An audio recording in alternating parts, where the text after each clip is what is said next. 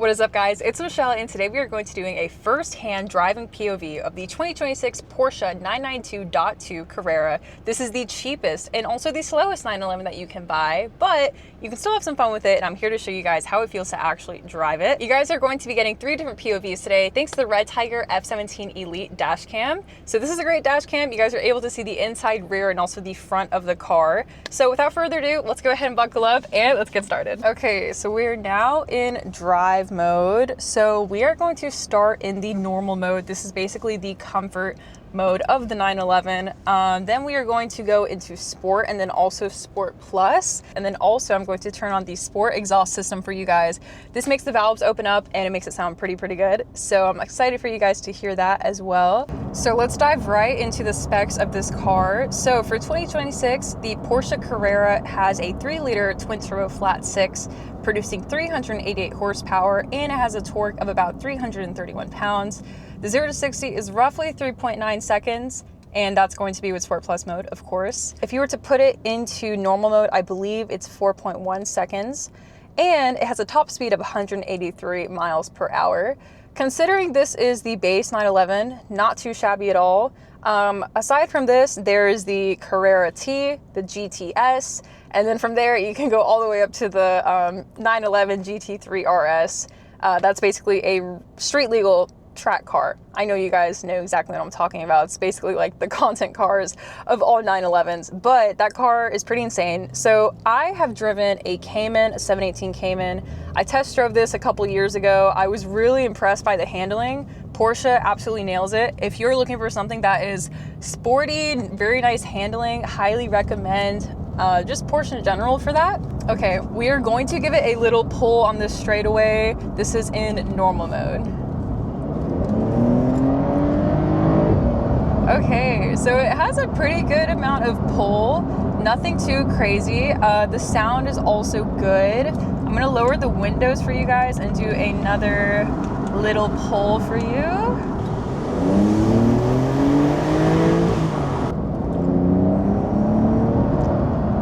But yeah, in general, I mean, Porsches are super sporty. The handling is amazing.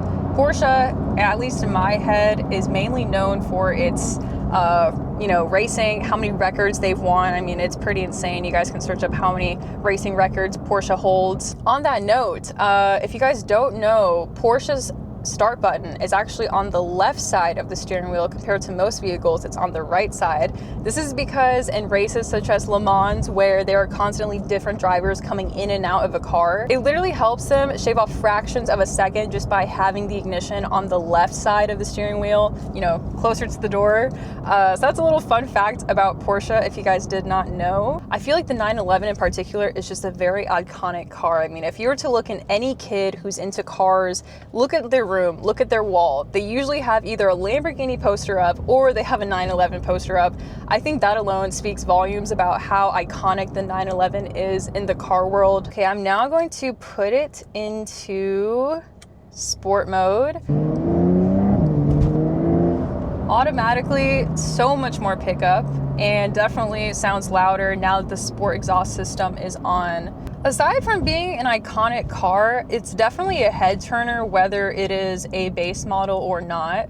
The other day I was literally getting a smoothie bowl, and as I sat outside the smoothie shop, there was a Carrera T hybrid. That is basically the hybrid version of this car. In the 15 minutes that I was sat outside that smoothie shop just enjoying my smoothie bowl, I got to see so many people just stop to turn to look at that Carrera T. I mean, it's kind of crazy how many people like just stop to look at the car.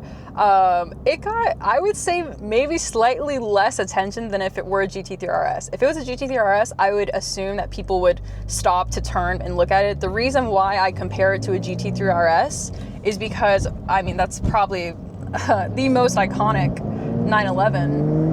And as I mentioned earlier, it's definitely like the content car of Porsches. So the fact that it got that much attention, and this, I'm talking about a base model here, I think that speaks volumes for the car of just how many people will turn to look at it.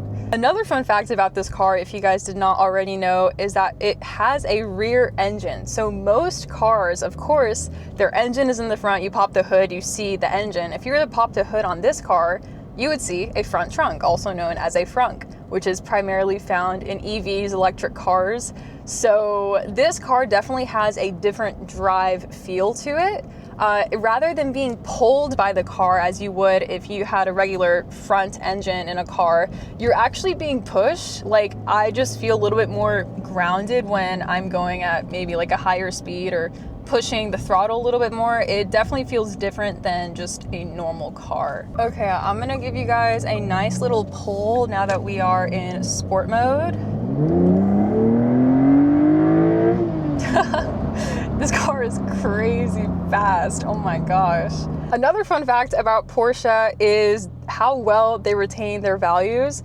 So I did a lot of research before being able to speak about this topic, just because I feel like so many people have varying opinions when it comes to buying cars, how much it depreciates. So the average Porsche can lose 20 to 40% of its original value. That is such a small hit compared to the average car, which could be even 40 or more. Especially when it comes to electric vehicles, they take a huge hit, sometimes up to 70% of their original value, which means that you can get a EV for relatively cheap. I mean, let's take the EQS, for example, the SUV from Mercedes. They're all electric S-Class.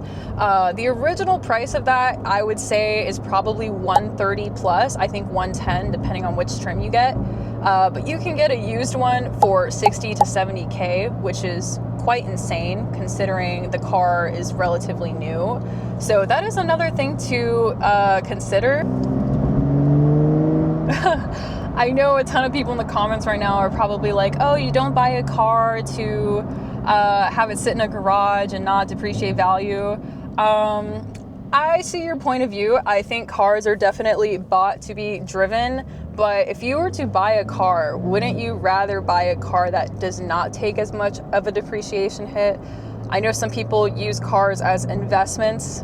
Whether you do or not, I think anyone can agree, if they're gonna own a car, they definitely don't want one that's going to absolutely tank in value, especially as they take it off the dealership lot.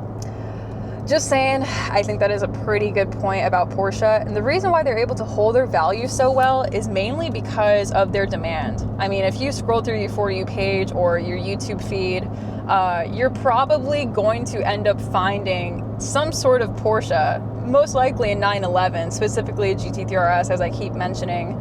And that's because they're in such high demand, and it appeals to people of all ages. I mean, whether you are a classic car guy and you've been driving Porsches for, 50, 60 plus years, or even if you are younger, let's say even 10 years old, if you were to ask a 70-year-old or a 10-year-old if you like Porsches, they probably all would say like they look cool. I mean, Porsches are absolutely timeless. They're classy cars, and they hold such demand for that reason. And another thing is that Porsche does not overproduce. They do a great job at that, and so that's another reason why they're able to hold their value so well. Okay, as I enter this parking deck, I am going to lower the window so you guys can hear it a little bit better. We're still in Sport Plus, and we also still have the Sport exhaust system on. Also, if you guys are looking to buy this dash cam, the Red Tiger F17 Elite, you can use this code for 30% off your purchase on Amazon, or you can use this code for an additional $10 off on the Red Tiger website. I personally use this dash cam, and if you don't have a dash cam already, it's 2026, guys. Like, if you get into an accident and you do not have a dash cam, you might be screwed, because who knows if there's a camera nearby that can help prove whether or not the accident was your fault, but highly recommend it. Let's do a little pull with the Sport Plus on and the Sport exhaust system on in this parking deck. Hopefully it'll echo pretty nicely so you guys can hear it, but let's do it.